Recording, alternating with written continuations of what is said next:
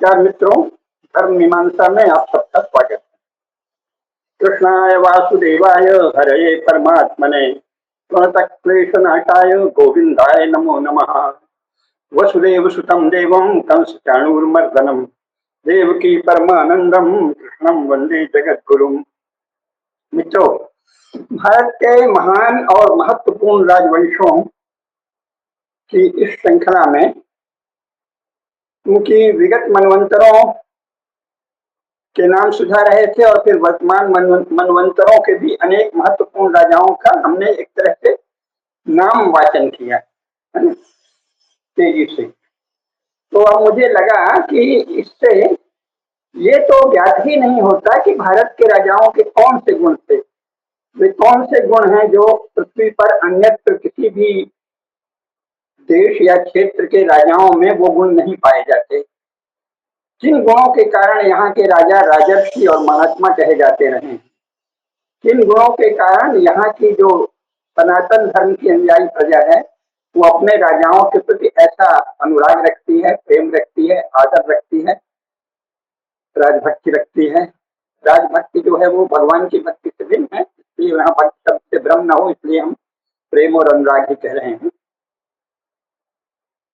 तो वो गुण जानना आवश्यक है। तो इसमें सबसे महत्वपूर्ण जो वंश है जिसकी स्वयं आदि कवि महर्षि वाल्मीकि ने गाथा गाई है, और उन्होंने वो गाया है जो उन्होंने स्वयं देखा है। और हमारे ज्यादातर जो महत्वपूर्ण और यशस्वी महाकवि हुए हैं उन्होंने प्रायः अपने समय के श्रेष्ठ राजाओं की ही या उनके तत्काल पहले हुए राजाओं की ही गाथा गाई। उसके लिए ये कहा भी है कि पूर्व में जो श्रेष्ठ राजा अपने सदाचारशील और धर्म कार्य से यश पाते हैं, लोकमानस में वो यश अंकित होता है और उस लोकमानस के दर्पण को देखकर ही कवि रचनाएं करते हैं। जो हमारे यहाँ जो साहित्य को दर्पण कहा गया है वो केवल इस अर्थ में, ये नहीं कि समाज में जो कुछ भी अशुभ है, गंदा है, कुछ भी है, कर रहा है, कुछ यथार्थवाद, इसको नहीं। लोकमानस में जो श्रेष्ठ महापुरुषों के आचरण से धर्म भाव, शौर्य और उदात्त भाव जागृत होते हैं और उनकी गाथा जागृत रहती है, पीढ़ी दर पीढ़ी जो कहानियां चलती हैं, वो लोकमानस की वह दर्पण है जिस दर्पण को देखकर श्रेष्ठ रचनाकार, श्रेष्ठ कवि, श्रेष्ठ सर्जक अपनी अपनी रचनाएं रचते हैं। इसीलिए साहित्य दर्पण उस अर्थ में है, उस अर्थ में नहीं जैसे आजकल साहित्य समाज का दर्पण है जो कह दिया। साहित्य समाज का दर्पण है जब महावीर प्रसाद द्विवेदी ने कहा तो वे अंग्रेजी की एक कहावत का अनुवाद कर रहे थे। वो कोई भारतीय परंपरा का शब्द नहीं है, क्योंकि समाज शब्द भी पहले हमारे शास्त्रों में नहीं था, लोक था। और दूसरे अगर लोक के अर्थ में भी समाज को लेना तो समाज में बहुत कुछ अशुभ, अशिव, गंदा, गलित, घृणित, विभत्स सब कुछ होता है। सबका प्रतिबिंबन साहित्य में नहीं होना है, तो समाज का दर्पण साहित्य नहीं चाहिए। गंदगी तो समाज में है ही, अगर तो उसे लोग जानते ही हैं, उसकी गाथा थोड़ी गाई जाती है। विकृतियों की ओर चित्त का अदम्य आकर्षण देखा जाता है। इंद्रियों के देवता भी जो हैं वो सदा विषय सुख की ओर इंद्रिय द्वार को खोल देते हैं, तो हमारे यहाँ कहा गया है। तो उनके लिए फिर कविता की कोई आवश्यकता नहीं। कविता तो जो कुछ उदात्त है, और उदात्त भी कल्पना का नहीं, जो हमारे श्रेष्ठ महापुरुषों, श्रेष्ठ राजाओं, श्रेष्ठ मनीषियों, श्रेष्ठ संतों आदि के द्वारा सचमुच कर्म किए गए हैं, पुरुषार्थ किया गया है, आचरण किया गया है, क्रिया की गई है, और उस क्रिया को हमारे लोक ने पहचाना है, कई पीढ़ियों तक उसको स्मरण रखा है, महत्व दिया है। उसका महत्व है ना, वो टिकाऊ चीज है। लोकमानस में जो श्रेयस्कर महापुरुष चरित्र अंकित हैं, उनका गायन, उनका चित्रण कवि कर्म है। तो हमारे स्वयं आदि कवि महर्षि वाल्मीकि ने अपने समय में जो सर्वश्रेष्ठ राजा थे भगवान राम, उसका भी प्रसंग आएगा तो बताएंगे कि उन्होंने, पहला प्रश्न यही है कि इस समय कौन श्रेष्ठ राजा, धर्मज्ञ, वीर, योद्धा आदि है, उसका वर्णन किया। भगवान वेदव्यास ने अपने समय में जो भगवान श्री कृष्ण और फिर पांडव, अर्जुन और युधिष्ठिर, कौरव आदि सबसे उनका चित्रण किया महाभारत का। बाण भट्ट ने हर्ष चरित में अपने सम्राट हर्ष का, अपने राजा हर्ष का चित्रण किया। ऐसे बहुत से बड़े पड़े जो जिनको कवि कुलगुरु कहा जाता है, ऐसे हमारे सर्वश्रेष्ठ कालिदास जो हैं, सर्वश्रेष्ठ बहुत सारे कवि हैं, क्योंकि संस्कृत में एक बड़ी प्रसिद्ध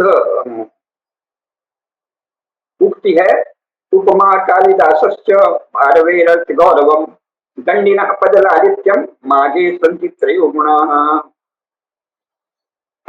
कालिदास की उपमा सर्वश्रेष्ठ है, वैसी उपमा कहीं भी देखी नहीं जाती, दुर्लभ है। भारवी का जो काव्य है उसमें अर्थ गौरव अद्भुत है। उनकी राजवंश की चर्चा चल रही है, लेकिन कभी इन सब साहित्य पर भी अपन चर्चा करेंगे। और दंडी भी महाकवि हुए हैं, उनका पद लालित्य अद्भुत है। और महाकवि माघ में, माघ की रचनाओं में तीनों गुण है, उपमा भी, अर्थ गौरव भी और पद लालित्य भी। ये कहा गया है, उपमा, अर्थ गौरव, पद लालित्य तीनों माघ की कविता में पूंजीभूत एकत्र कहा गया। लेकिन फिर भी कालिदास को अपने ढंग से बहुत विशिष्ट महत्व प्राप्त है, और उसका मुख्य कारण यह भी है कि वो रचनाकार तो अद्वितीय हैं ही, उन्होंने हमारा एक सर्वश्रेष्ठ राजवंश है रघुवंश, उस रघुवंश के महान गौरव को अपनी महान कृति रघुवंशम के द्वारा जो उन्होंने चित्रित किया, उसके कारण भी उनका यश सर्वाधिक विख्यात है। तो आज हम उसी से चर्चा करेंगे। रघुवंश का हो सकता है एक बार में तो पूरा नहीं होगा, क्योंकि रघुवंश में बहुत से राजाओं का विस्तृत वर्णन है, लेकिन 2 या 3 बार में हम रघुवंश का सार सार जानेंगे। राजवंश, किन राजवंशों का किस रूप में चित्रण है उसको देखेंगे। तो सबसे पहले तो जो कालिदास ने इतना सुंदर श्लोक लिखा है, भवानी शंकर की, भवानी जगदम्बा और जगत जननी माँ पार्वती, जगदम्बा जगत जननी माँ पार्वती और जगत पिता जो भगवान शंकर हैं, उनकी जो स्तुति की है, गोस्वामी तुलसीदास जी ने भी दूसरे शब्दों में वही स्तुति की है। तो अभी हम कालिदास का स्मरण करते हैं। वागर्थावयु संपृक्तौ वागर्थो प्रतिपत्तये भवानी शंकर नहीं, वागर्थावयु संपृक्तौ वागर्थो प्रतिपत्तये जगतः पितरौ वंदे पार्वती परमेश्वरौ। कई श्लोक इसी अर्थ के हैं, तो दूसरा याद आ गया था इसलिए उसे दोहरा दिया। वागर्थावयु संपृक्तौ, जैसे वाणी और अर्थ परस्पर संपृक्त हैं, गुम्फित हैं। मैं बोल रहा हूँ, उसका जो अर्थ है वो उसमें गुम्फित है, वही आप सुन रहे हैं। अपने आप ढंग से कुछ उसका भिन्न आशय भी कई बार लोग निकलते हैं, लेकिन वाणी में अर्थ संगुम्फित है। वागर्थावयु संपृक्तौ, वाणी और अर्थ दोनों जैसे परस्पर युग्नद्ध हैं, संबद्ध हैं, और जिनकी स्तुति से वाणी और अर्थ दोनों सार्थक होते हैं। वाणी अर्थवान होती है और अर्थ संप्रेषित होता है लोकमानस तक। ऐसे जगत के पितर हैं, यानी माता पिता हैं, उनको ही पितर कहते हैं। जगतः पितरौ वंदे वागर्थावयु संपृक्तौ वागर्थो प्रतिपत्तये जगतः पितरौ वंदे पार्वती परमेश्वरौ। पार्वती जगत जननी जगदम्बा माँ और परमेश्वर भगवान शंकर महादेव, दोनों की हम वंदना करते हैं। इसके बाद देखिए, इतना बड़ा कवि जो युगों से जिसकी ख्याति है, शताब्दियों से, उनका विनय देखिए। क्व सूर्य प्रभवो वंशः क्वचाल्प विषयामतिः तितीर्षु दुस्तरं मोहात् उडुपेनास्मि सागरम्। उपमाओं से भी बहुत कुछ पता चलता है। कवि अपने समय की उपमा देता है। स्वयं कालिदास के समय हमारे यहाँ एक से एक बड़े जहाज चल रहे थे, हमारी बहुत ही शक्तिशाली नौसेनाएं थी, जैसे कि विश्व में कहीं नहीं थी। विश्व में अधिकांश जगह, यूरोप में तो सारी नौसेना 18वीं 19वीं शताब्दी में शुरू हुई है, और 19वीं के अंत और 20वीं में ही पहली बार उनके पास नौसेना आई है। अंत तक छोटी छोटी डोंगियों में यूरोप के लोग निकलते थे, समुद्र के किनारे किनारे चलते थे। समुद्र में जाने का अभ्यास ही नहीं था यूरोप के लोगों को, और ऊपर से उनके चर्च में सिखा रखा था कि समुद्र में जाओगे तो अतल गहराई में खो जाओगे, मर जाओगे, डूब जाओगे, फिर कहीं पता ही नहीं चलेगा। तो वो समुद्र के किनारे किनारे डोंगियां चला के बड़ा पुरुषार्थ पराक्रम करके जान जोखिम में डाल के उन्होंने वास्को डी गामा, कोलंबस आदि ने इसी तरह खोज की है, बहुत खतरे से लेके बाद में लोगों की दया से, मुख्यतः भारतीय व्यापारियों की दया से ही कोलंबस और वास्को डी गामा दोनों को उनके छोर मिले। खैर, तो वो क्या कह रहे हैं, वह सूर्य प्रभो वंशा, कहाँ महान सूर्य वंश और कहाँ मेरी अल्पमति। तो फिर मैं इसको कैसे पार कर पाऊंगा, इस यश का गायन कैसे करूंगा। तो वो कहते हैं उडुपे नास्मि सागरम, जैसे सागर में छोटी नौका, उडुपी जो है छोटी नौका है, बड़ी नौकाएं बड़े जहाजों का भी वर्णन है वेदों में, सबके लिए अलग अलग शब्द हैं। तो वो कहते हैं कि जैसे कोई छोटी सी नाव से समुद्र पार करे, ऐसा मैं प्रयास कर रहा हूँ। कितनी विनम्रता है कवि गुरु, कवि कुलगुरु कालिदास में की। फिर और विनम्रता देखिए, मंदा कवियशः प्रार्थी गमिष्याम उपहास्ताम गमिष्याम युपहास्ताम गमिष्याम उपहास्यताम प्रांशुलभ्ये फले लोभाद उद्बाहुरिव वामनः। कहते हैं भाई मैं तो बहुत ही मंद हूँ, मेरी तो मति मंद हूँ, कवि कहलाने की मुझे क्या है। मंदा कवि यशः प्रार्थी, कवि का जो यश होता है, कवियों के यश से मैं इतना मुग्ध हूँ, प्रभावित हूँ कि मैं भी चाहता हूँ कि मेरा भी यश कवि यश हो, कवि की तरह यश हो। कवि यशः प्रार्थी, मैं कवि के यश का प्रार्थी हूँ, अभिलाषी हूँ, अभ्यर्थी हूँ, इच्छुक हूँ, पर मंद हूँ। तो फिर क्या होगा, कह रहे हैं भाई हंसी स्वाभाविक है, लोग हंसेंगे, क्या लिखा है तुलसीदास में, कितनी विनम्रता है। मंदा कवि यशः प्रार्थी गमिष्यामि उपहास्यताम, उपहास का पात्र बन। प्राणशुलभ्ये फले लोभात उद्बाहुरि वामनः, जैसे कोई बौना किसी ऊंचे मनुष्य के द्वारा जो फल छुआ जा सकता है, उस तरह उस फल को छूने की कोशिश करे और लोग हंसेंगे, क्योंकि फल जो है वो 6.5 फुट 7 फुट ऊंचा है। और वामन जो है बौने सज्जन, वो 2.5 फुट 3 फुट के हैं, तो वो कितना भी उचकेंगे उस फल को नहीं पाएंगे, ऐसा विनम्रता से कहा है। इसके आगे फिर और फिर गंभीर कहा है, अथवा कृतवा द्वारे वंशेस्मिन् पूर्व सूरिभिः मणौ वज्र समुत्कीर्णे सूत्रस्तेवास्ति में गतिः। अथवा सूरी, पहले कवियों को सूर्य भी कहा, तो अथवा कृतवा द्वारे वंशेस्मिन् पूर्व सूरिभिः, इस वंश का वर्णन पहले बहुत से कवियों ने कर दिया, जैसे स्वयं कालिदास ने किया है वंश का वर्णन, जो उससे बहुत पहले हैं आदि कवि हैं, और बहुत से कवियों ने किया है। अथवा कृतवा द्वारे वंशेस्मिन्, अस्मिन् वंशे पूर्व सूरभि, पूर्व के बहुत से कवियों ने इस वंश का अपनी रचनाओं के द्वारा वाग द्वार खोल दिया है, वाणी का द्वार खोल दिया है। तो उसी द्वार से मैं भी प्रवेश करूंगा, जैसे मणौ वज्र समुद्र, जैसे वज्र से समुत्कीर्ण की गई मणि में कोई सूत्र जाता है, कैसी विनम्रता है, एक धागा है। वज्र जो है वो मणि को, वज्र की सुई मणि को घेर देती है। तो वो कहते हैं अथवा तत्वा द्वारे वंशेस्मिन् पूर्व सूरिभिः मणौ वज्र समुत्कीर्णे सूत्र सेवास्ति में गतिः। मेरी भाई वैसी गति होगी जैसे धागा, तो पतला सा धागा चला जाता है, भेदा तो उसको किसने है, मणि को किसने भेदा है, वज्र। इसी तरह जो हमारे पूर्व के कवि हैं वो मानो वज्र की तरह हैं, ज्ञान वज्र से उन्होंने इतना कठिन जो वर्णन है, इतने वंश का, इतना महान वंश का वर्णन उसमें एक द्वार बना दिया है, तो उससे मैं जाऊंगा, ठीक है। बहुत सा है, बहुत ही व्यवहार है, लेकिन इसके बाद वो जो आगे वर्णन करते हैं बहुत सुंदर वर्णन है, उतने में ही रघुवंश के गुणों का वर्णन हो जाता है, और वो हमारे महान राजाओं के, सभी महान राजाओं के गुणों का भी उसमें समावेश है। इसलिए ये जो है हम 4 श्लोक इकट्ठा पढ़ेंगे, इसलिए कि जो लोग संस्कृत समझते भी हैं, मैं धीरे धीरे पढ़ूंगा, उसका आनंद लीजिए हिंदी में।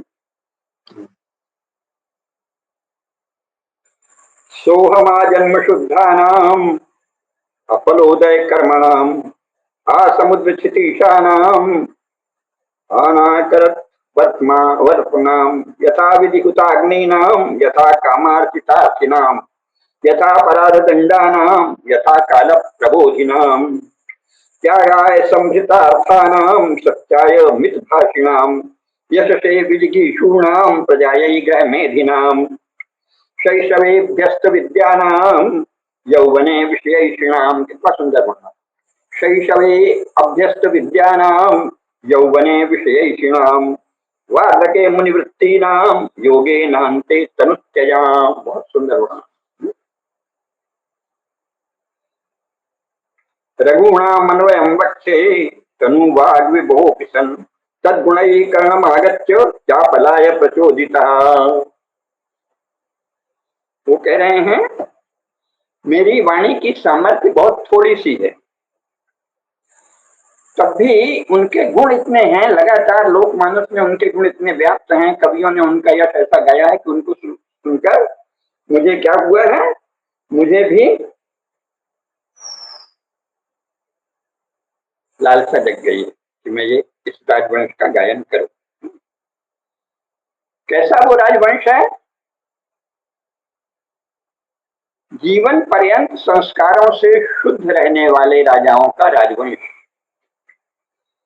फल की प्राप्ति तक निरंतर बिना रुके, बिना थके, बिना निराश हुए, बिना हताश हुए, बिना प्रयत्न छोड़े, बिना पुरुषार्थ छोड़े कर्म करने वाले, जीवन पर्यंत संस्कारों से शुद्ध रहने वाले, फल की प्राप्ति तक बिना रुके कर्म करने वाले, समुद्र पर्यंत भूमि पर राज्य करने वाले, स्वर्ग तक अपने रथ को ले जाने वाले, विधि पूर्वक सदा यज्ञ करने वाले, इच्छा के अनुसार याचकों का सत्कार करने वाले, अपराध को देखते हुए उसके अनुसार न्यायपूर्वक दंड देने वाले, समय के अनुसार सजग रहकर काम करने वाले, त्याग के लिए ही धन का संग्रह करने वाले, सत्य के लिए मर्यादा में रहकर बात करने वाले, संतान के लिए गृहस्थ धर्म का पालन करने वाले, बाल्यावस्था में विद्या का अर्जन करने वाले, विद्याध्ययन करने वाले, युवावस्था में विषय सुखों को भी,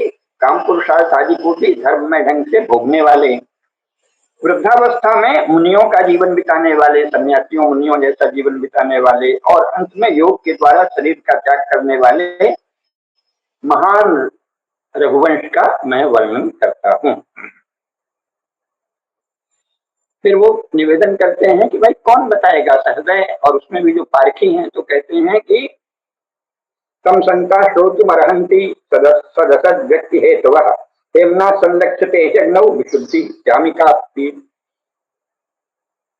जो गुण और दोष बताने की क्षमता वाले सज्जन हैं वे कृपा करके मेरे इस काव्य को अवश्य सुने, पढ़ें, क्योंकि सोने की शुद्धता या कलमशता, वो सोना शुद्ध है या थोड़ा सांवला हो गया है, ये आग में जलाए जाने पर ही पता चलता है।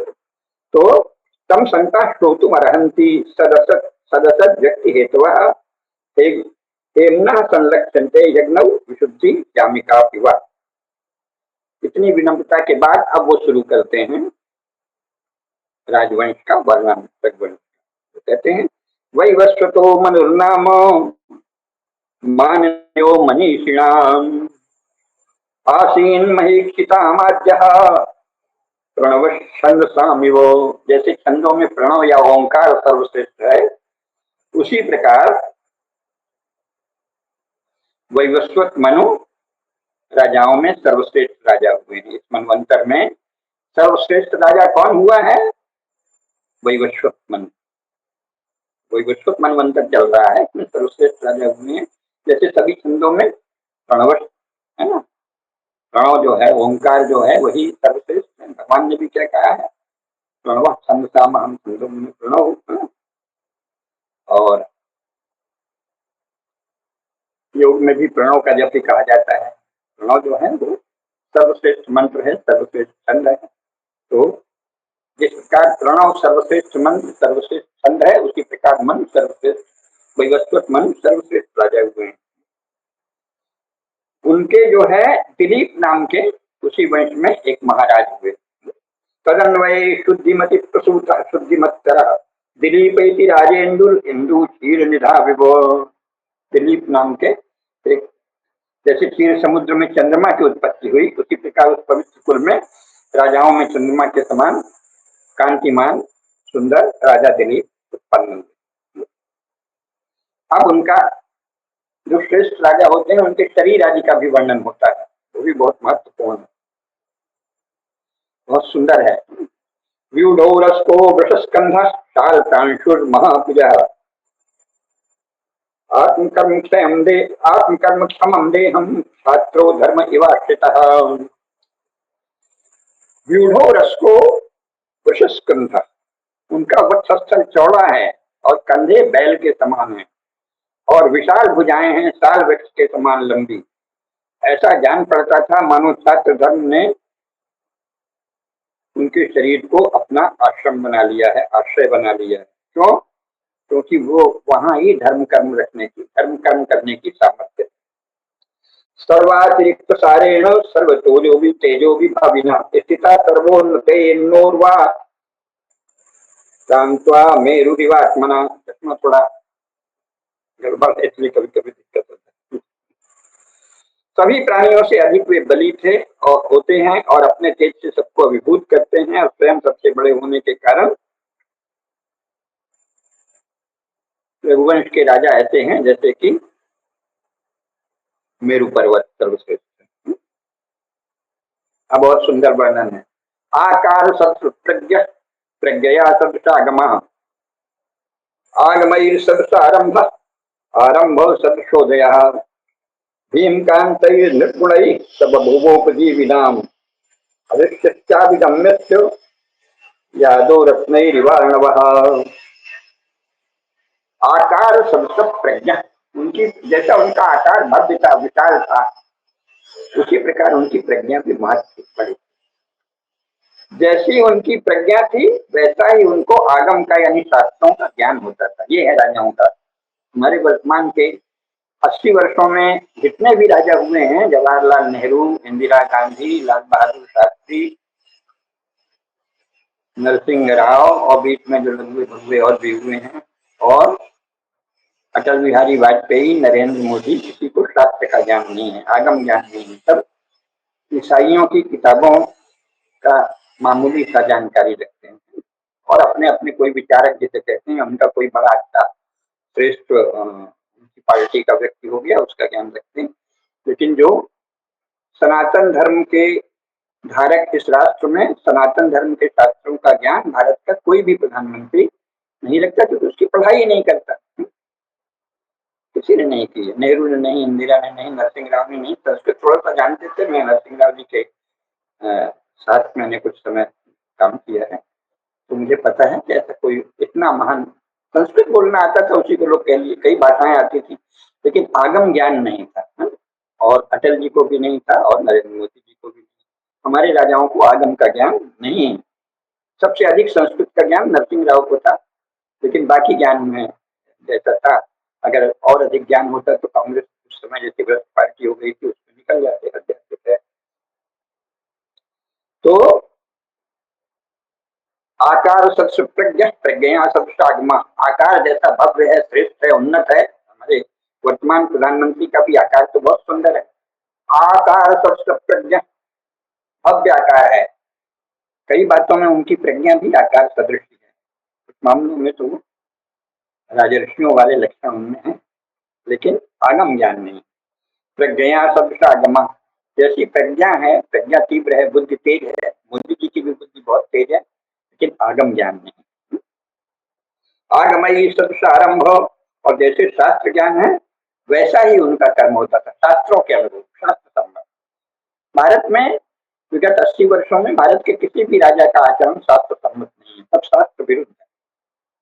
पापमय पंथों को पूरा संरक्षण दिए हुए इस्लामी तायत कम्युनिज्म को, किसी भी आड़ में, सब किसी भी आड़ में उसको रोका जा सकता है। मैंने कई अपने भाषण में बताया, किसी संविधान के अंतर्गत संविधान आदि को दोष देना, बहकी हुई, बहलाई हुई मुग्ध और भाग्य प्रजा के बीच फैला हुआ प्रवाद है, ऐसा कुछ नहीं है। संविधान बाधक नहीं होता धर्म की रक्षा में। आगमयी सत्य आरंभ आरंभ सत्योदया, जैसा वो आरंभ करते थे उसी के अनुसार कार्य की सिद्धि भी होती थी। भीम कांत नृगुणई, राजाओं के जैसे गुण होते हैं भीम भी और कांत भी, भयंकर भी और आकर्षक भी, जहाँ जैसा प्रसंग आए। हनुमान जी के समय भी अपन ने कहा था ना, भीम रूप दे असुर सहारे, सीता जी के समय कैसा था रूप। तो भीम कांत नृगुणई सब भोगोपजी विना, भीम और कांत राजाओं के जो गुण होते हैं उनके द्वारा वे समस्त प्रजा का संरक्षण करते हैं। फिर क्या है, रेखा मात्रम अपि क्षुण्णादा मनोर्वर्त्मन परम न व्यतुजी प्रजास्तस्य नियंतुर निवृत्तयः।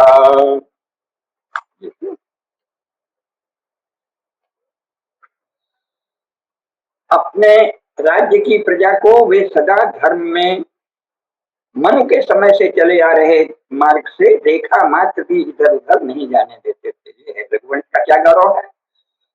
मनु के समय जो मानव धर्मशास्त्र प्रवर्तित हुआ, जो शुद्ध मानव शास्त्र, बाद में उसमें कुछ छेपा कर मिलावट आ गई है, लेकिन विद्वानों ने उसको खोज के बता दिया है कि ये मिलावट, तो उसको मत लाइए उदाहरण के लिए। जो लाते हैं वो दुष्ट और उद्दंड और मूर्ख है, उनसे हम उनको दंडनीय मानते हैं, ज्ञानियों से बहस नहीं करते।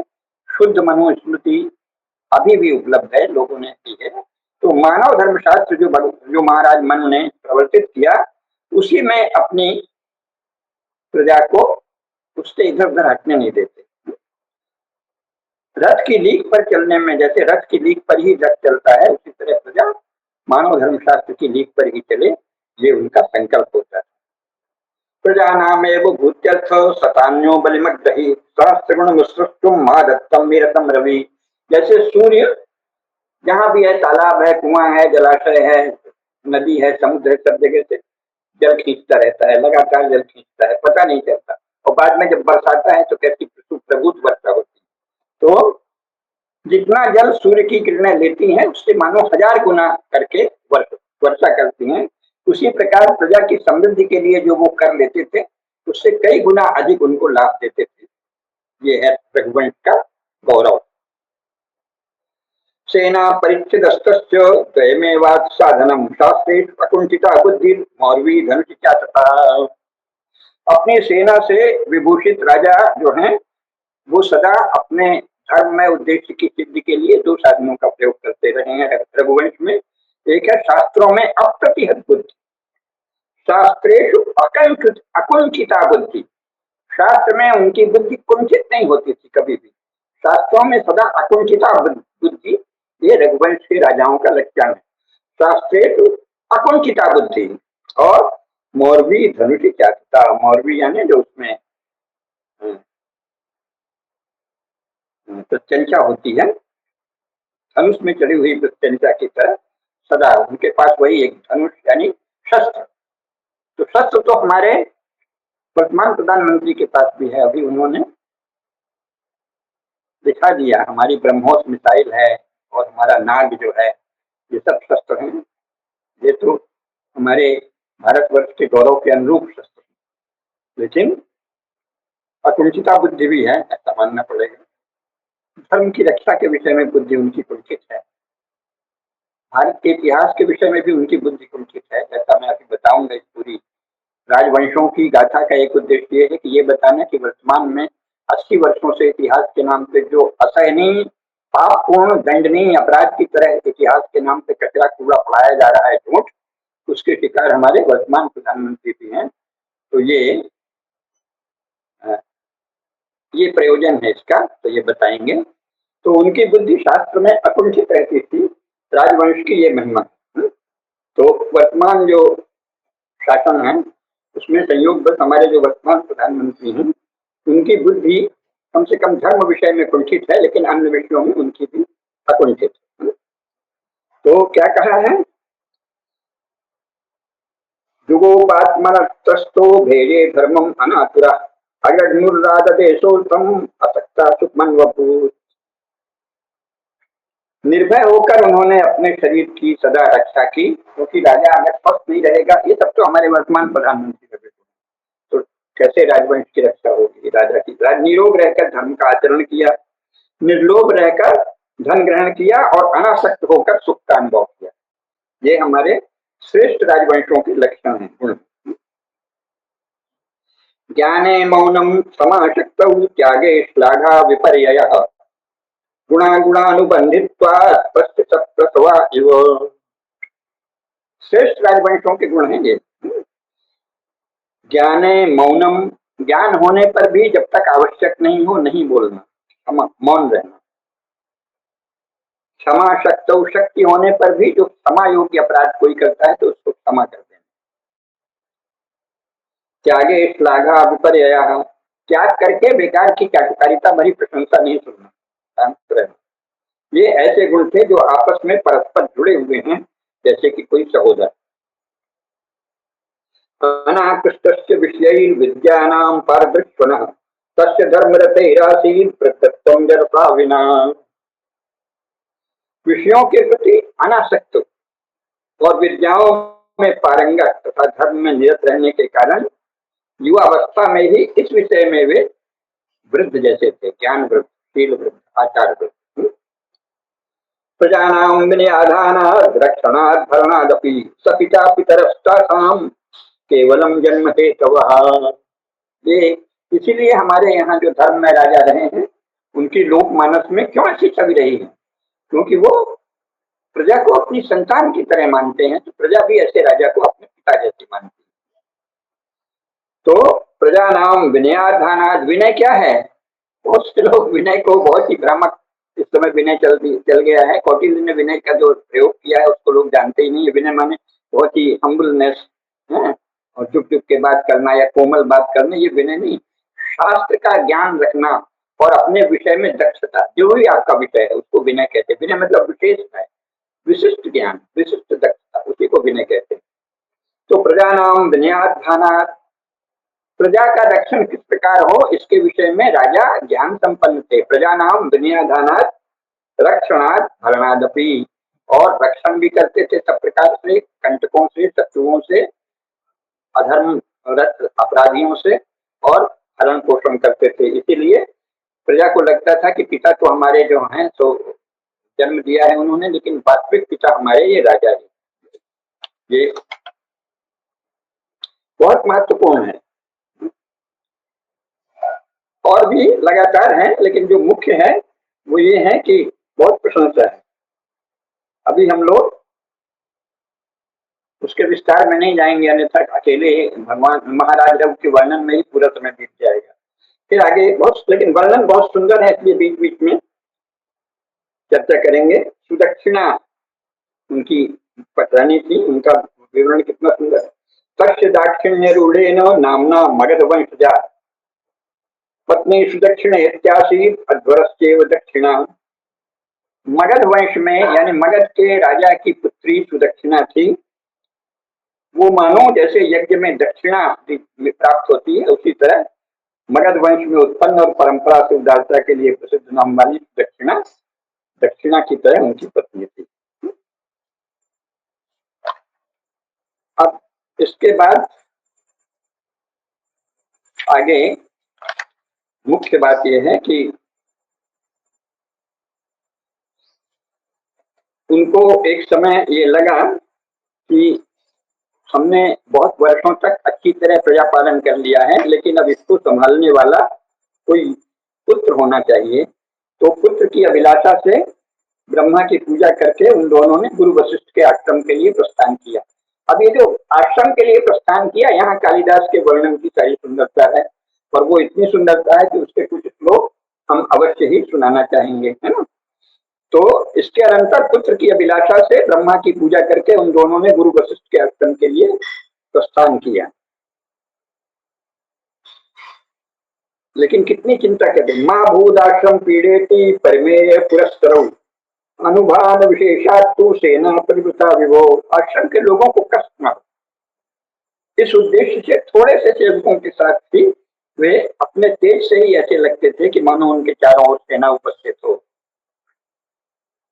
ये नहीं कि बहुत ज्यादा लोगों को इकट्ठा किया, कोलाहल और मार अपना भेड़ भक्कर समर्थन। अब जो श्रेष्ठ गुरुजन हैं, श्रेष्ठ महापुरुष हैं, विद्वान हैं, उनके सामने बड़े से बड़े राजपुरुष को भी कम लोगों के साथ जाना चाहिए, थोड़े से लोगों के साथ जाना चाहिए। सेव विमानों सुख स्पर्शई साल निर्यात गंधि पुष्परेणु आधूतबंधाजिभिः। अब ये रास्ते में जो साल के वृक्ष लगे हैं, उनकी सुगंध जो आ रही है, उसका बहुत सुंदर वर्णन है। साल वृक्ष से निकलने वाली सुगंध से युक्त वन की पंक्तियों को झूमते हुए देखकर और फूलों के पराग से बिखरी हुई हवा से आनंदित होकर वे जा रहे थे। तो सुंदर वर्णन। लगातार कैसे जा रहे थे? महाराज रघु और महारानी सुदक्षिणा जा रहे हैं, तो सुंदर वर्णन। मनोभिरामा शृण्वन्तो रत्नैमिष्वनोन्मुखैः सदैव संवादिनी हिकेका विधा भिन्ना शिखंडिभिः। रथ के पहियों के बाहरी घेरे से जो शब्द उठते थे, उनको सुनकर मोर जो आसपास, क्योंकि आश्रम के मार्ग में सुंदर उपवन आदि थे, वन था, तो मोर जगह जगह है, वो मोर उठाकर देख रहे हैं। दोनों प्रकार के सरल स्वरों में बोली गई मनोहर बोली बोल रहे थे, मोर बोल रहे हैं, उसका सुंदर वर्णन किया कि मानो वो सरल स्वरों में बोल रहे हैं। परस्पर राक्षि सादृश्यम अधूरोज्जित वरम मृगन मृगन मृगन्वेषु पश्यन्तौ चंदनाबद्ध दृष्टिषु। मार्ग से हटकर और पास खड़े होकर रथ पर अपनी दृष्टि गड़ाए हुए मृग यानी हिरण के जोड़े एक दूसरे की आंखों को देखते थे कुतूहल से कि देखो कौन जा रहा है। बहुत सुंदर वर्णन है, लंबा, उतना नहीं बताएंगे। तो फिर अंत में वो अपनी पत्नी को तरह तरह की वस्तुओं को दिखाते हुए प्रियदर्शी और बुद्ध के समान ज्ञानी राजा ने वो मार्ग संपन्न किया। फिर वो वहां पहुंच गए वशिष्ठ के आश्रम में। तो वहां क्या था? वहां के दृश्य का भी कैसा सुंदर वर्णन। अग्निहोत्र करने के कारण अदृश्य अग्नियों के प्रिय तपस्वियों में जो समिधा कुश और फल लेकर वन से लौट रहे थे, वो आश्रम भरा हुआ था। ऋषि पत्नियों की संतान के समान कुटियों का द्वार रोकने वाले मृगों से जो निवार के चावल में अपने हिस्से के अधिकारी थे, वह आश्रम व्याप्त है। हिरण जो है, आश्रम की कुटियों के द्वार द्वार पे जगह जगह हिरण दिख रहे थे। जल सींचने के बाद खाले के पानी को पीने वाले पक्षियों के भरोसे के लिए मुनियों की कन्याएं वृक्षों के पौधों के पास पानी दे रही थी। वो उन लोगों को देखकर तत्काल ही हट गई। फिर राजा ने सारथी को आदेश दिया कि घोड़ों को विश्राम कराओ और रानी को रथ से उतारा और स्वयं भी उतर गए। अपनी इंद्रियों को अत्यधिक वश में रखने वाले कुलीन मुनियों का सम्मान करने वाले और शास्त्र की दृष्टि देखने वाले, अपनी पत्नी के साथ आए हुए तथा शास्त्र की मर्यादा के अनुसार आचरण करने वाले वे वहां पहुंचे। सायंकालीन उपासना की विधि समाप्त होने पर उन्होंने मुनि के दर्शन किए। जाके पहले बैठे, आराम किए स्थिति में, और फिर जब सायंकाल की साधना वशिष्ठ मुनि ने कर ली, तब उनके सामने अरुंधति के साथ बैठे हुए वे ऐसे लगते थे जैसे त्वरा के साथ अग्नि। राजा ने और मगध राजकुमारी रानी सुदक्षिणा ने उनके चरण छूकर उन दोनों को प्रणाम किया। गुरु और गुरु की पत्नी दोनों ने ही प्रेम पूर्वक आशीर्वाद देकर उन्हें आमंत्रित किया। ये राजाओं के शील का इतना सुंदर वर्णन है, ये रघुवंश का शील है। रथ में यात्रा करने के कष्ट से उत्पन्न थकान को अतिथि सत्कार द्वारा दूर हो जाने पर मुनि वशिष्ठ ने राज्य रूपी आश्रम के अपने राज्य में राजा दिलीप को बुलाया और उनसे उनके राज्य की कुशल पूछी। राज्य की कुशल पूछने का जो मूल अर्थ है वो किया हुआ है टीका में, तो बहुत महत्वपूर्ण है। राज्य की कुशल पूछने का क्या अर्थ होता है, तो ये बताया है प्रथम सर्ग में जो 58वां श्लोक है, तो इसमें साफ बताया है। मन ने जो राज्य का कहा है ना, वो वही राज्य से सदा अर्थ है। इसमें जो टीका है उसमें मन का उदाहरण दिया है। स्वामी, अमात्य, पूर्व, राष्ट्र, कोश, दंड और सुहृद, इन 6 चीजों के विषय में पूछना ही राज्य के विषय में पूछना है। स्वामी यानी राजा, सम्राट या प्रधानमंत्री, राष्ट्रपति, जो भी हो। स्वामी और अमात्य का कुशल पूछा जाता है। फिर पूर्व का, राज्य किन चीजों से मिलकर बना है? एक तो राष्ट्र जो पूरा क्षेत्र है, दूसरे उसमें सुंदर सुंदर नगर, फिर उनका एक शासक हो, स्वामी हो, और उनके सबसे योग्य मंत्री हो, और फिर कोष, उसका धन राजकोष मजबूत हो, और अपराधियों को दंड सम्यक रूप से दिया जाए, तो उसको क्या कहते हैं? छह छह अंगिनाएं हैं: स्वामी, अमात्य, पूर्व, राष्ट्र, कोष, दंड और सुहृद। तो इन सब का जब हालचाल पूछेंगे तो उसे कहते हैं राज्य का हाल पूछना। तो राज्य की कुशल क्षेम पूछेंगे, जिसका अर्थ है कि अमात्य ठीक है, आपका खजाना ठीक से भरा हुआ है ना, कर ठीक से लेते हैं, आपके राज्य में कहीं अदंड नहीं है, दंडित तो नहीं होते, और दंडनीय अदंडित तो नहीं रह जाते। क्योंकि आज अगर ये प्रश्न कोई मुनि पूछे तो ऐसा कोई शासक नहीं है वर्तमान में भी जो दंडनीयों को दंडित करता है। तरह तरह के उत्पात होते हैं और वो अदंडित रह जाते हैं। ये सब पूछा उन्होंने। तो राजा ने बहुत ही विनम्रता से क्या कहा कि जब आप हैं तो आपके रहते तो मेरी कुशल। उसमें बहुत सुंदर सुंदर श्लोक है, लेकिन आगे आगे कुछ फिर विषय मूल और है तो बता रहे हैं। तो फिर उन्होंने कहा कि आपकी इस पुत्रवधू से मुझ जैसी संतान न होते देख मुझे पृथ्वी भी प्रसन्नता प्रदान नहीं करती। तो फिर इसके बाद जब उन्होंने सब कहा तो चित्त को एकाग्र करके शुद्ध अंतःकरण वाले ऋषि वशिष्ठ ने पृथ्वी का पालन करने वाले राजा के संतान न होने के कारण को जान लिया। ये है इति विज्ञापितो राज्ञा ध्यानस्तिमित लोचनः क्षणमात्रं ऋषिस्तस्थौ तस्यौ सुप्तमौन इव हृदः। राजा के द्वारा इति विज्ञापितो राज्ञा, राजा के द्वारा यह विज्ञापित करने पर, यह बताने पर, निवेदन करने पर, ध्यानस्तिमित लोचनः, ध्यान के द्वारा स्तिमित लोचन ऋषि ने सब देख लिया, और क्षण मात्रम ऋषिस्तस्थौ सुप्तमेन इव हृदः, जैसे कि किसी सरोवर में मछलियां तक सो गई हो, ऐसा शांत जल हो, इस तरह से ऋषि ध्यान मग्न हो गए। और इसके बाद सो अपश्यत प्रणिधानेन संतते स्तंभ कारणम भावितात्मा भुवो भर्तुर अथैनम प्रत्यबोधत यत। उन्होंने देख लिया कि क्या कारण है, स्तंभ क्यों हो गया, संतान का जो निरंतर क्रम चलना चाहिए उसमें स्तंभन का कारण क्या है, ये देख लिया। तो इसके बाद उन्होंने राजा को बताया, फिर पूरा बताया कि तुम इंद्र की सेवा में गए थे, वहां से लौट रहे थे, तुम्हारे मार्ग में कल्पवृक्ष की छाया थी, वहां कामधेनु बैठी हुई थी, रानी जो है ऋतुमती भी नहीं थी, फिर भी उन्होंने कामधेनु को प्रणाम करके प्रदक्षिणा नहीं की, ये तो उचित व्यवहार नहीं था। और इसलिए राजा ने नहीं, इसलिए कामधेनु ने रानी को श्राप दिया कि तुमने मेरा तिरस्कार किया है तो तुम्हें तभी संतान प्राप्त होगी जब तुम मेरी आराधना करोगे। तो वो कहते हैं कि तुमको वो पता नहीं था, लेकिन वो श्राप समस्त दिग्गज सुन रहे थे, आकाश गंगा, और तुम यह जान लो कि उस गाय के अपमान से ही तुम्हारे मनोरथ में बाधा पड़ी है। फिर यहाँ क्या कहा है, दीक्षितम तदवज्ञानात् विद्धि शार्दलमात्मनः प्रतिबंधाति श्रेयः पूज्य पूजा व्यतिक्रमः। जो पूज्य है, जो पूजनीय है, उनकी जहाँ पूजा नहीं होती उसमें श्रेयस्कर भी अवरुद्ध हो जाता है, कल्याण का मार्ग अवरुद्ध हो जाता है, कल्याण के लिए बाधक हो जाता है। जो पूज्य है, जो पूजनीय है, अगर उनकी पूजा नहीं हो तो कल्याण का मार्ग रुद्ध हो जाता है।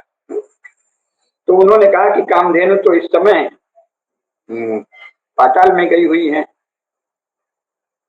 और वहां नाग हैं, लेकिन कामधेनु की एक संतान है, ये जो नंदिनी है जो हमारे पास है, वो कामधेनु की ही संतान है, और तुम इसकी सेवा करो तो तुमको संतान हो जाएगी। उसी समय नंदिनी वन से लौटी।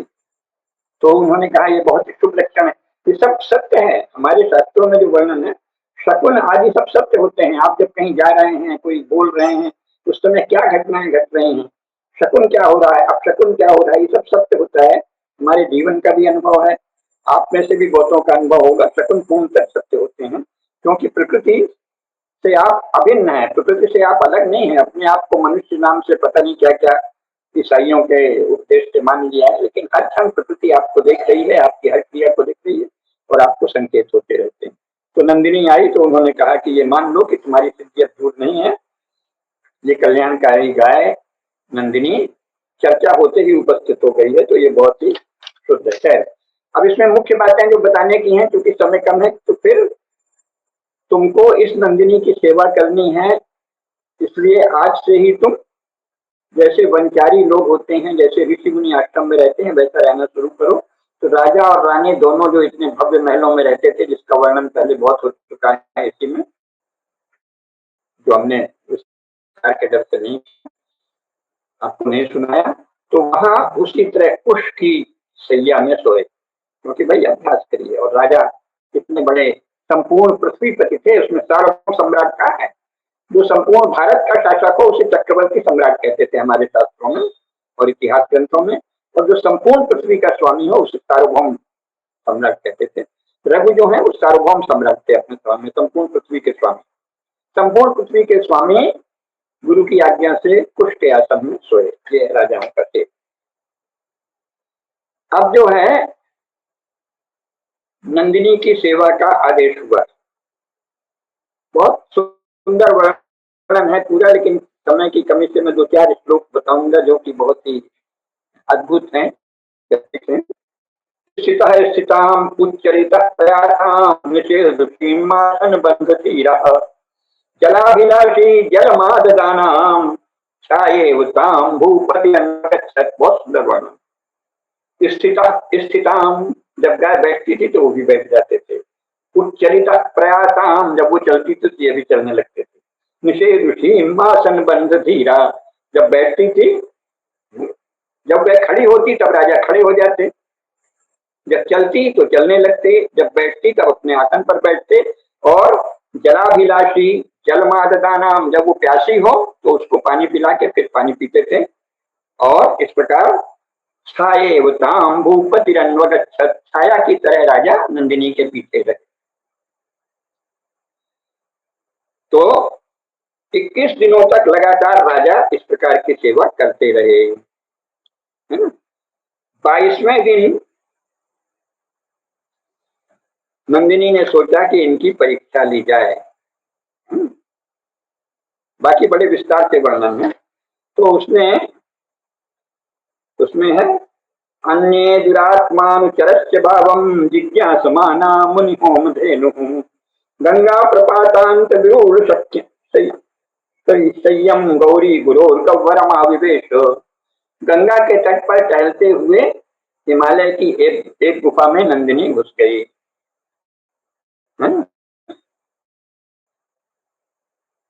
क्योंकि उसको परीक्षा लेनी थी। अब वहां देखा उन्होंने तो वो हिमालय में, क्योंकि उनको 21 दिन से चल रहे थे और देख रहे थे कि ये बड़ी अपने जो गुरुदेव हैं वशिष्ठ, उनकी अद्भुत महिमा है और ये गाय तो निर्भय चलती है और कोई भी इसको किसी भी तरह का कष्ट नहीं देता। तो ऐसा कोई उनको लगा नहीं कि यद्यपि हम जंगल में घूम रहे हैं पर कुछ अशुभ होगा। तो वो वन की शोभा निहारने लगे। इसी समय एक सिंह उस गाय पर झपटने को हुआ, क्योंकि परीक्षा हो रही थी। ततो मृगेन्द्रगामी वधाय वज्रस्य शरं शरण्यः जाता विषंगो नृत्तिर्निषंगात् उद्धर्तुमैच्छत् प्रस्फोद्धतारिः।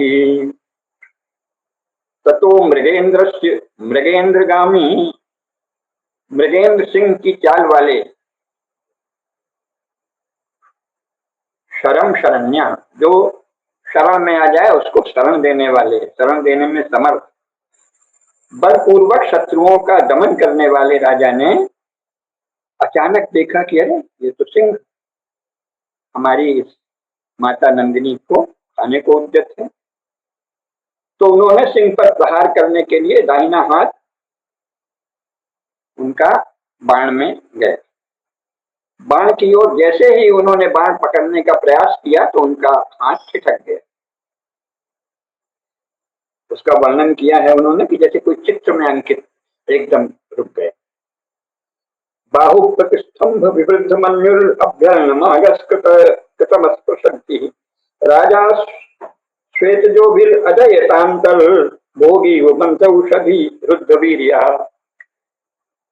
बाहु प्रतिष्ठ, जैसे ही बाहु उनकी बाह रुक गई तो राजा का रोष बढ़ गया। उनको लगा कि अपराधी मेरे सामने है, एक नंदिनी माता गौ माता को मार डालना चाहता है और मैं कुछ नहीं कर पा रहा हूँ। जैसे कि कोई मंत्र और औषध से जकड़ा हुआ सांप रोष से जल उठता है, ऐसे राजा जल। खैर, तब सिंह बोला। सिंह ने क्या कहा? अलम महीपाल तव श्रमेण प्रयुक्तमप्यस्त्रमितो वृथा स्यात् न पादपोन्मूलन शक्तिरंगः तिलोच्चये मूर्छति मारुतस्य। हे राजा, व्यर्थ प्रयास कर रहे हो। अलम महीपाल, व्यर्थ परिश्रम मत करो राजा, तुम्हें इस परिश्रम से कोई लाभ नहीं होगा, क्योंकि मुझ पर तुम्हारे चलाए गए सारे अस्त्र व्यर्थ सिद्ध होंगे। तुम्हारे सभी अस्त्र शस्त्र ऐसे ही हैं जैसे कि हिमालय पर्वत पर कोई हवा का तेज झोंका सोच रहा हो कि क्योंकि मैं बड़े बड़े पेड़ उखाड़ देती हूँ, ये देख, हवा का झोंका सोच रहा हो कि मैं बड़े बड़े पेड़ उखाड़ देता हूँ, तो वो सोचे कि हम पर्वत को भी हिला देंगे। इसी तरह तुमने बहुत से शत्रुओं का नाश किया है, पर मेरे ऊपर इसका कोई असर नहीं हो। उपमा कालिदास से कहा था। कैलास गौरम वृषमारुदक्षो पदार्पणानुग्रह कूट पृष्ठम अवेहि माम किंकरमस्तमूर्ते कुंभोदरम नाम निकुंभ मित्रम। मैं भगवान शंकर के जो कुंभोदर नामक उनके सेवक हैं, उनका मित्र हूँ। मैं निकुंभ का मित्र हूँ और कैलाश पर्वत के समान उज्जवल बैल पर बैठने के अभिलाषी शिव जी के पैर रखने से मेरी पीठ पवित्र हो गई है। ये जो तुम देवदारू का वृक्ष देख रहे हो, इसको शिव जी अपना पुत्र जैसा मानते हैं। इनमें अगर कोई भी किसी भी तरह का कोई व्यवधान नहीं हो, इसके लिए मुझे रक्षा के लिए उन्होंने कहा है। तो इसलिए मुझे सिंह बनाकर स्वयं शंकर भगवान ने इस पर्वत की रक्षा के लिए नियुक्त किया है। तो मुझे ये वरदान मिला है कि जो भी प्राणी यहाँ आए उनका तुम भोजन कर लो। तो ऐसा लगता है कि शंकर जी ने ही ये नंदिनी गाय भेजी है, तो आज मैं इसको भोजन करूंगा। और तुम बेकार की कोशिश मत करो। तब राजा ने सुना और उन्होंने कहा कि नहीं, ऐसे मत करिए, आप ये चेष्टा मत करिए। बहुत दोनों में लंबी वार्ता होती है। सार सार सार ये है कि फिर वो कहते हैं कि भाई अगर आप कहते हैं कि आपको शंकर भगवान ने रखा है, तो मैं फिर क्या कहूँ, शंकर भगवान तो मेरे आराध्य हैं। अगर उन्होंने रखा है तो आप मेरे मित्र हुए। तो फिर ऐसे करिए, आपको भूख लगी है वो भी उचित है। आपको कहा गया है कि जो यहाँ प्राणी आए उन्हें खा लो, तो मैं भी एक प्राणी हूँ और मैं आया हूँ, मुझे खा लो। अब इसमें बहुत सुंदर श्लोक है, जो बहुत प्रसिद्ध श्लोक है, आपको पंडितों से बहुत मिलेगा। एकात पत्रम जगतः प्रभुत्वम नवम वयः कांतमिदं वपुश्च अल्पस्य हेतो बहुहातुमिच्छन् विचार मूढ़ प्रतिभासी में तुम तो एक छत्र राज्य के स्वामी हो संपूर्ण पृथ्वी को। एकात पत्रम जगतः प्रभुत्वम, इस संपूर्ण जगत में तुम्हारा प्रभुत्व है। नवम वयः, तुम्हारी आयु भी अभी कोई वृद्ध नहीं हुए, तुम्हारा शरीर कांतिमान है। नवम वयः कांतमिदं वपुश्च अल्पस्य हेतो, एक गाय की रक्षा के लिए तुम बहुहातुमिच्छन्, इतना विशाल वैभव नष्ट करना चाहते हो। लगता है तुम विचार मूढ़।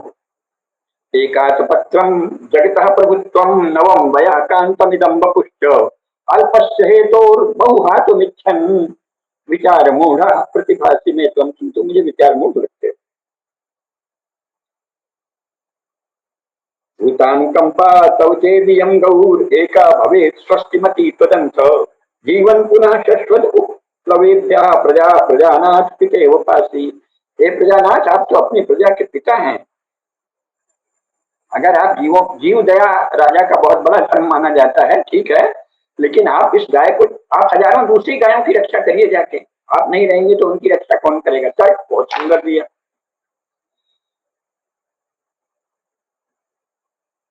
और अगर तुम सोचते हो कि वशिष्ठ महाराज नाराज हो जाएंगे, तो उनको तुम 1 करोड़ गाय दे देना, करोड़ों गाय दे देना। इस तरह कर दिया, बहुत कुछ कहा। तो सिंह जोर जोर से बोल रहा था, पर्वत से भी भाई मानो प्रतिध्वनि आ रही थी, ऐसा कालिदास बोले। तब राजा क्या बोले, छता, ये बहुत विख्यात है ये श्लोक, छतात किल त्रायत इत्युदग्रह छत्रस्य शब्दो भुवने सुरूढ़। इसके लिए भारत के राजवंश प्रसिद्ध और इसीलिए ऐसे राजाओं की ही महिमा भारत में कवि गाते रहे हैं और ऐसे राजाओं को ही यहाँ की प्रजा अपना पिता सदृश मानती। छतात किल त्रायत इत्युदग्रह छत्रस्य शब्दो भुवने सुरूढ़ राज्येन किं तद् विपरीत वृत्ते प्राणैरुपक्रोशमलीं सरोसैर्वा। वो कहते हैं कि राजा तो कहते ही इसी के लिए हैं कि वो क्षति से प्रजा की रक्षा करता है। क्षतात किल त्रायत इत्युदग्रे छत्रस्य शब्दो भुवनेषु रूढ़ः। सदा से छत्र शब्दो पृथ्वी में इसलिए रूढ़ है कि छत्र का अर्थ है जो क्षति से अपनी प्रजा को सब प्रकार की क्षति से बचाए। छतात किल त्रायत, छत से निश्चय ही रक्षा करे। तो इसके विपरीत आचरण करके राज्य लेकर मैं क्या करूंगा, क्योंकि निंदा से कलुषित प्राणों की रक्षा राजा के लिए या किसी भी यशस्वी व्यक्ति के लिए व्यर्थ होती है। गीता में भी भगवान कृष्ण ने अर्जुन से यही कहा था कि अगर तू अपयश का भागी हो गया तो उससे तो मृत्यु ही अच्छी है। तो फिर राजा इस तरह से तर्क देके कहते हैं कि अपना ये शरीर छोड़ देकर बदले में मैं इस गाय को छुड़ा दूं, यही उचित है, इसलिए मुझ पर दया करो। माना कि तुम शंकर, तुम भवान पीदम परवान वैति महान ही यत्नस्तव देवदारौ सातुम योक्तुर नहीं सत्यमग्रे विनाश्य रक्ष्यम स्वयं। तुम भी इन देवदारू की रक्षा कर रहे हो क्योंकि तुम्हारे स्वामी भगवान शंकर ने तुमको नियुक्त किया है, ठीक है। मैं इस नंदिनी गौ की रक्षा कर रहा हूँ क्योंकि मेरे गुरु ने मुझे नियुक्त किया है, तो हम दोनों बराबर हो गए, हम दोनों मित्र हैं। मैं तुमसे मित्र के रूप में अनुरोध करता हूँ कि तुम इस गाय को छोड़ दो और मुझे खा दो। तो ऐसा कहते ही सिंह बोला कि ठीक है। कथेति मुक्तवते दिलीपः सद्यः प्रतिष्ठम्भ विमुक्त बाहु शनस्तु शस्त्रो हरे स्वदेहम् उपानयत् पिंडमिवामिषस्य। कथेति, ऐसा ही करो, ठीक है, तुम तब से कह रहे हो तो मैं तुमको खा लेता हूँ, गाय को छोड़ देता हूँ। सिंह के द्वारा ऐसा कहते ही राजा दिलीप, उन्होंने कहा और राजा का जो हाथ एकदम रुक गया था वो एकदम ढीला हो गया। तो राजा ने अपने सभी शस्त्र अलग कर दिए, सब शस्त्र फेंक कर, और कहा है पिंडम इव आमिषस्य, आमिषस्य पिंड इव, आमिष यानी मांस के पिंड की तरह, लोथड़े की तरह, जैसे मैं जीवित हूं ही नहीं, मांस के लोथड़े की तरह अपने को अर्पित कर दिया सिंह को। तथेति मुक्तवते दिलीपः सद्यः प्रतिष्ठम्भ विमुक्त बाहुः शनस्त्र शस्त्रो हरे स्वदेहम् उपानयत् पिंडमिवामिषस्य। तस्मिन् क्षणे पालयितु प्रजानाम् उत्पश्यतः सिंहनिपातमुग्रम् अवाङ्मुखस्योपरि पुष्पवृष्टिः पपात विद्याद्रस्तमुक्तः। अब वो अपने शरीर को निढाल छोड़ के सोच रहे हैं कि अब झपटता है सिंह, अब झपटता है सिंह। उसी समय विद्याधरों के द्वारा, उनके विद्याधर जो सूक्ष्म रूप से रहते हैं, उनके द्वारा महाराज के शरीर पर फूलों की वर्षा होने लगी।